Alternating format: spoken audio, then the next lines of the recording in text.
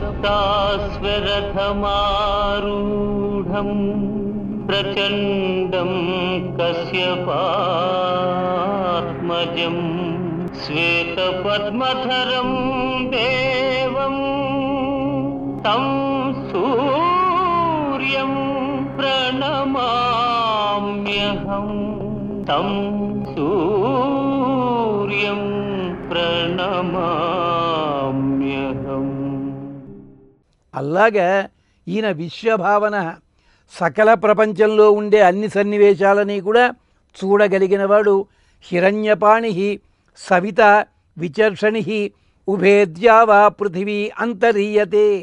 అంతః ఈయతే, లోపల ఉండి చలనము చైతన్యము కలిగించేవాడు ఈయనే విశ్వభావన. అమీవాం అపబాధతే, మా రోగములన్నీ కూడా తొలగిస్తాడు.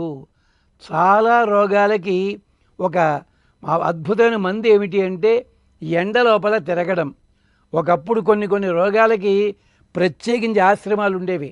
అక్కడికి వాళ్ళకి మందుల కంటే ముందు సమయంలో అంటే ఉదయం పూట ఆ ఎండలో తిరగమనేవారు. తద్వారా వాళ్ళకి రోగములు నాశనం అవుతాయి. అలాగే ఆయన సర్వకర్మ సాక్షి. మేము చేస్తున్న పనులన్నీ చూస్తుంటాడు, చూచి మమ్మల్ని రక్షిస్తాడు, మాలో ఉండే రోగములు తొలగిస్తాడు. మీరు గమనించండి, ఏసీ రూముల్లోనే కూర్చుంటారు జనాలు. వాళ్ళకి బుద్ధి కుశలత ఉంటుందా? చిన్నపిల్లలకి టెక్నో స్కూల్స్ పేరు చెప్పి ఏసీ రూముల్లో పెడుతున్నామంటారు. కానీ ఇండోర్ ఆటలు ఆడుకుంటూ ఉన్న వాళ్ళకి, బయట ఎండలో గాలిపటాలు ఎగిరేసినవాడు, కబడ్డీ ఆడినవాడు, గోళీలు ఆడినవాడు, లేదా ఎండలో ఆడుకున్నవాళ్ళు, వాళ్లకున్న చురుకుదనం వీళ్ళకుంటోందా? ఆలోచించండి. ఆధునిక కాలంలో భయంకరమైన ట్రాఫిక్లో చోట స్కూలు నడిపిస్తుంటే ఆటలాడుకునే స్థలం ఎక్కడుంటుంది? అంచేత వాళ్ళకి ఆలోచన ఉండట్లే. అందుకని ఆటల్లో గెలిచిన వాళ్ళకి ఏదో ఎకరాల స్థలాలు ఇవ్వడం ఇవన్నీ తర్వాత అనుకోండి, అది వేరే సంగతి. అంచేత సూర్యకాంతి వల్ల ఇన్ని రకాల ఉపయోగాలు ఉంటాయి. అంచేత విశ్వభావన. తేజసామపి తేజస్వి. ఓం తేజసామపి తేజస్వినే నమః. తేజసాం అజ్ఞాదీనాం తేజసాం తేజస్వి అంటే అగ్ని, మిగిలిన వాటి ఇలాంటి వాళ్ళందరికీ కూడా తేజస్ ఎవరి వల్ల వచ్చింది? సూర్యుని వల్ల వచ్చింది. చాలాసార్లు చెప్పుకున్నాం. తేజోవంతమైన పదార్థం ఉంది అంటే దానికి మూల కారణము సూర్య భగవానుడే. తేజసాం అగ్నియాదీనాం తేజసామపి సత్తా స్ఫూర్తి సాధక చిన్మయ తేజోరూప. అతనికి సత్త కలిగించడానికి, చైతన్యం కలిగించడానికి, తేజస్సు కలిగించడానికి లోపల ఉంటాడు అని చెప్పి సాయినాచార్యుల వారు వ్యాఖ్యానం దానికి. ఏన సూర్య తపతి తేజసే ఇద్ధ. ఇదిగో ఎవరి వల్లనైతే వీళ్ళంతా ప్రకాశిస్తున్నారో ఆ సూర్యుడికి తన తేజస్సుతోటే వెలుగుంటుంది. అదే సుమిత్రాదేవి రామచంద్రస్వామి గొప్పతనాన్ని చెప్తూ సూర్యశ్యాపి భవేత్ సూర్య అగ్నేరగ్ని. ఏమమ్మా కౌసల్య, అక్కయ్య ఎందుకు దుఃఖపడుతున్నావు? రాముడు వనవాసానికి వెడుతుంటే అయ్యో అనుకుంటున్నావా?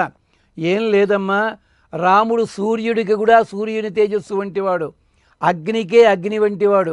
అంటే వాళ్ళ తేజస్సు అంతా ఇతనిదే, ఇతని తేజస్సు ఇతనికే తెలుసును అంటూ చెప్పుకొస్తుంది. తేజసామపి తేజస్వి. తరువాతి నామము ద్వాదశాత్మన్. 12 రూపములు కలిగినవాడా. ఓం ద్వాదశాత్మనే నమః. ద్వాదశమాస స్వరూప ప్రాగుక్త అనుక్త సర్వమూర్తిమతయ.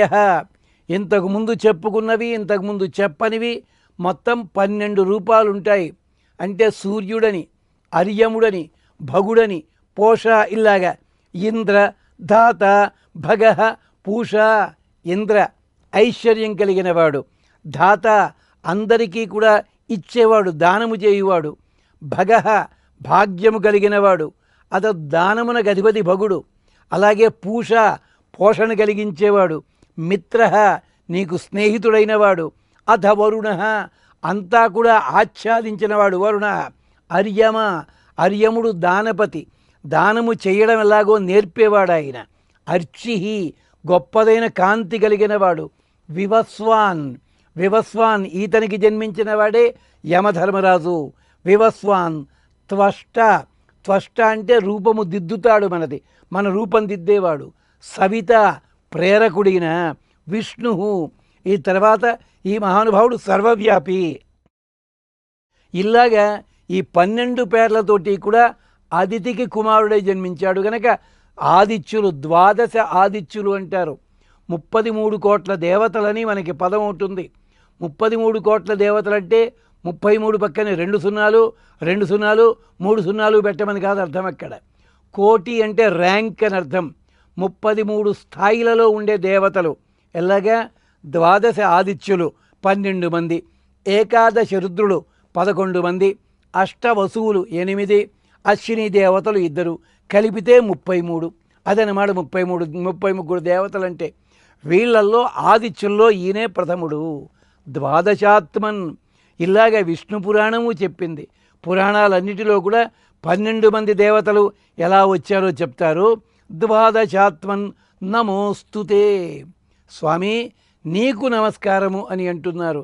మాటి మాటికి నమస్తే నమస్తే అని ఎందుకు చెప్పాలి? నమస్తే అంటే హిందీ పదం అనుకుంటూ ఉంటాం మనమంతా. అందుకని నమస్కారం తెలుగు పదం అని కాదండి. నమస్తే అన్నది సంస్కృత పదము. నమః తే, ఇది నీ కొరకు నా కొరకు కాదు. అంటే నేను గౌరవిస్తున్నానంటే, నీకు నమస్కారం పెట్టానంటే నీ వల్ల పనేదో అవుతుందని కాదు. నీవు భగవత్ స్వరూపుడివిగా నేను భావించి నమస్కరిస్తున్నాను అర్థం. ద్వాదశాత్మన్.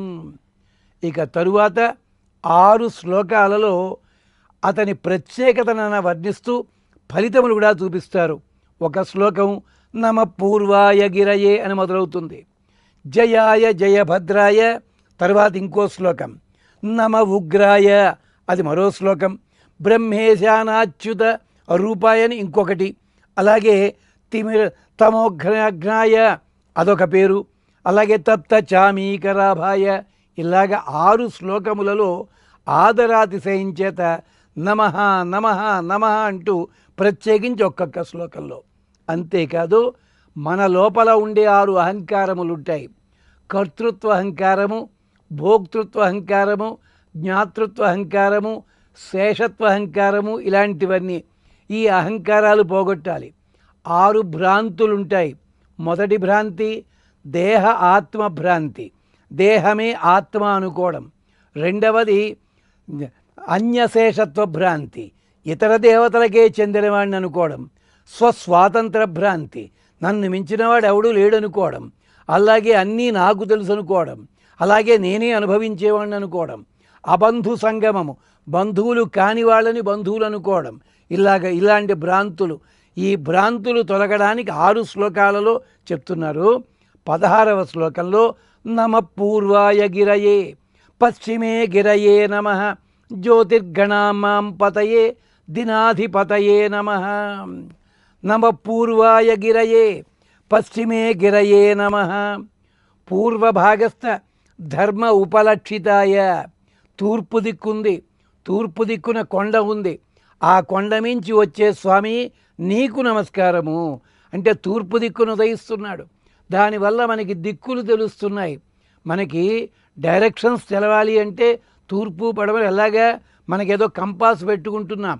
కంపాస్ పెట్టుకున్న రోజులు ఏం చేశాం? చిన్నప్పుడు సోషల్ స్టడీస్లో ఇదే పాఠం ఉండేది. దిక్కులు తెలుసుకొనట ఎట్లు అంటే సూర్యోదయ సమయంలో ఉదయముననే సూర్యుడి వైపు ముఖం పెట్టి నిలబడము. సూర్యుడు ఉదయించే భాగము తూర్పు భాగము, నీ వెనక భాగము పశ్చిమ భాగము, కుడి చేతి పక్కని దక్షిణము, ఎడం చేతి పక్కని ఉత్తరము. ఇది పద్ధతి. అలాగే దిక్కులు ఎలాగయ్యా అంటే దిశలు, మూలలు. ఆ నై వాయి అని చెప్పేవారు.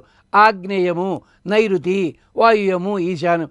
ఈ మధ్యన ఈ పదాలన్నీ కూడా చాలా చోట్ల మనం వింటూనే ఉంటాం. వాస్తు, జ్యోతిషం ఇలాంటి వాటిల్లో పాపం. కానీ వీటన్నిటికీ మూలపురుషుడు ఎవరయ్యా అంటే సూర్య భగవానుడే. ఆయన ఓం పూర్వాయ గిరయే, తూర్పు దిక్కుని వచ్చాడు స్వామి అంటే తెల్లవారింది, అనుష్ఠానానికి బయలుదేరాలి. వాయుమా అంతరిక్షేణ ఏతస్యాహ దిశాయ. వేదం చెప్తుంది. ఇదిగో వాయు సంచారం కూడా కలిపి తూర్పు గాలి అంటారు. తూర్పు దిక్కున గాలి వీస్తోంది, వాయువుని సంచరింపజేస్తున్నాడు. వాయు మా అంతరిక్షేణ ఏతస్యాహ దిశ పాతు. సూర్యునితో పాటు వాయువు కూడా మమ్మల్ని రక్షించాలి అని వేదం. అలాగే తరువాతి నామము 83వది ఓం పశ్చిమే గిరయే నమ. తూర్పు కొండ మీద వచ్చే స్వామికి నమస్కారం, పశ్చిమ దిక్కున ఉండే స్వామికి నమస్కారం, పశ్చిమ దిక్కునున్న కొండకు కూడా నమస్కారము. పశ్చిమ భాగస్థ పర్వత ఉపలక్షితాయ నమః. సూర్యో మాద్యావ పృథివ్యాం ప్రతిచ్ఛాం దిశః పాతు తస్మిన్ క్రమే. అధర్వణ వేదం చెప్తుంది, సూర్యభగవానుడా నీవు దక్షిణ దిక్కుకి వెడతావా, ఉత్తర దిక్కుకి వెడతావా? లేదు, మా భూగమనం అటుపక్కనుంటుంది. కానీ నువ్వు సూర్యుడివి తూర్పుని పడమర, తూర్పును ఉదయిస్తావు, పడమర అస్తమిస్తున్నావు. అస్తమించే సమయం లోపల అక్కడ కొండ మీద గుండి కూడా మా ఆరోగ్యాన్ని కాపాడు, మమ్మల్ని రక్షించు. ఇప్పుడు ఒక చిన్న సందేహం కలగచ్చు, ఏమయ్యా సూర్యుడు వచ్చే తూర్పు కొండ, అస్తమించే దక్షిణపు అస్తమించే పడమటి కొండ, వీటికి నమస్కారాలు ఎందుకు పెట్టాలి? రెండు కారణాలు ఉన్నాయి. ఒకటి శ్రీమద్ రామాయణంలో రామచంద్రస్వామి అంటాడు, నందంతి ఉదితే ఆదిత్యే నందంతి అస్తమితౌ రవౌ నావబుధ్యంతి మానవాహ జీవితక్షయం అన్నాడు. మానవులందరూ కూడా ఎంత దుర్మార్గులు, ఎంత తెలివి తక్కువ వాళ్ళంటే సూర్యుడు ఉదయిస్తే ఆనందపడతాడు, సూర్యుడు అస్తమిస్తే ఆనందపడతాడు. ఉదయిస్తే ఆనందపడడం దేనికి? హమ్మయ్య బయలుదేరతు సంపాదన కోసం. అస్తమిచ్చే ఆనందం దేనికయ్యా? సంపాదించినంత అనుభవించవచ్చు. సూర్యోదయము సూర్యాస్తమయము సంపాదన కోసం, అనుభవం కోసం వెంపర్లాడుతున్నావు. ఏ ఒక్కడైనా కానీ నా జీవితంలో ఒకరోజు గడిచిపోయిందే అన్న ఆలోచన మీకుంటోందా అడిగాడు మహానుభావుడు. ఎలాగా? సూర్యోదయం గడిచింది, సూర్యాస్తమయం వచ్చింది అంటే ఒకరోజు గడిచిపోయింది, జీవితంలో ఒకరోజు అయిపోయింది. అయ్యో ఒకరోజు అయిపోయిందని నువ్వేమైనా బాధపడుతున్నావా? పుట్టినరోజు పండగలు చేసుకుంటావు, సంవత్సరం గడిచిపోయిందని ఏడుస్తావా?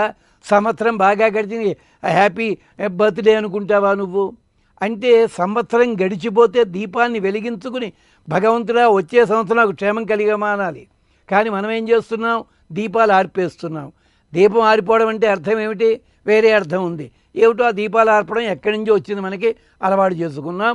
ఇది ఒక కారణం, తూర్పు పడమర దిక్కుల కొండలకి నమస్కరించడం అన్నది. ఇంకొక కారణం ఉంది. మహాభారతంలో ఒక ఋషి ఉన్నాడు, ఆయన పేరు బాలధి అలాంటి అతను. ఆయనకు ఒకసారి కొడుకు పుట్టి మరణించాడు, దుఃఖపడ్డాడు. దుఃఖపడి ఈ మహానుభావుడు ప్రార్థన చేశాడు దేవతల్ని, మంచి తపస్సు చేశాడు. మరణము లేని కొడుకు కావాలి అన్నాడు. వాడు మహాధీమంతుడే మహానుభావుడు, వచ్చాడు, పుట్టాడు. అప్పుడు అన్నారు దేవతలు, లేదురా అబ్బాయి, ఇతనికి మరణం అంటూ ఉండదు నిజమే, కానీ పుట్టినవాడు పోవాలి కదా, ఆ కారణం చేత ఇతనికి మరణం ఉండి తీరాలి అని అడిగితే ఈ పెద్ద మనిషి అన్నాడు, కొండలు చూపించాడు, తూర్పు పడమర కొండలు. ఈ కొండలు ఎన్నాళ్ళు ఉంటాయో, అంటే తూర్పు పడమరే కాదు వేరే కొండలు చూపించాడు. ఈ కొండలు ఎన్నాళ్ళు ఉంటాయో ఆ కొండలు ఉన్నన్నాళ్ళు నా పిల్లాడు బతకాలి, ఆ కొండలు పిండి అయిన రోజునే నా పిల్లాడు పోవాలి అన్నాడు. ఈ పుట్టిన పిల్లాడు తండ్రి గారు సౌమ్యుడు, కొడుకు కంటే అన్నట్టు ఎవడోను. తండ్రి గారు నిష్ఠాగరిష్ఠుడు, కొడుకు నిషాగరిష్ఠుడు. అలాగే వీడు దుర్మార్గుడు అయ్యాడు. వీడికి చెప్పారు ఇంట్లో వాళ్ళు, ఆ కొండలు ఉన్నన్నాళ్ళు నువ్వు బతుకుతావురా అని చెప్పి. దీంతో వీడికి పొగరెక్కిపోయింది, అందరిని అవమానిస్తున్నాడు. చావంటే భయం లేదు కదా, చావన్న భయమే లేదు, అందుకోసం అని చెప్పి చివరికి ఒక మహర్షిని అవమానపరిచాడు వీడు. ఆ మహర్షి కోపం వచ్చి భస్మీభవ అన్నాడు, భస్మం అయిపోవురా అన్నాడు. వాడు భస్మం కాలే. మహర్షి ఆలోచించాడు, ప్రణవధనుడని పేరు ఆయనకి. ఎందుకు వీడు చావటం లేదు అని ఆలోచిస్తే దొరికింది, ఆ కొండలు ఉన్నంతకాలము వీడు పోడు. అందుకని వెంటనే తన తపశక్తి చేత వేలాది దున్నపోతుల్ని సృష్టించాడు. ఈ దున్నపోతులు వాడి అయిన కొమ్ములతోటి ఆ రెండు కొండలు పిండి పిండి కింద కొట్టాయి. వీడికి డామ్మని పోయాడు వీడు. ఇగో అంచేత ఓ సూర్య భగవానుడా, నువ్వు తూర్పు కొండ మీద వచ్చినా పశ్చిమ కొండ మీదకి వెళ్ళినా దయచేసి మమ్ము ఆ పిల్లవాడికి పట్టిన గతి మాకు పట్టించకు, మమ్మల్ని క్షేమంగా చూసుకో. అందుకని అది ప్రార్థన అన్నమాట. సప్తాస్వరథమారూఢం ప్రచండం కశ్యపాత్మజం శ్వేతపద్మధరం దేవం తం సూర్యం ప్రణమామ్యహం తం సూర్యం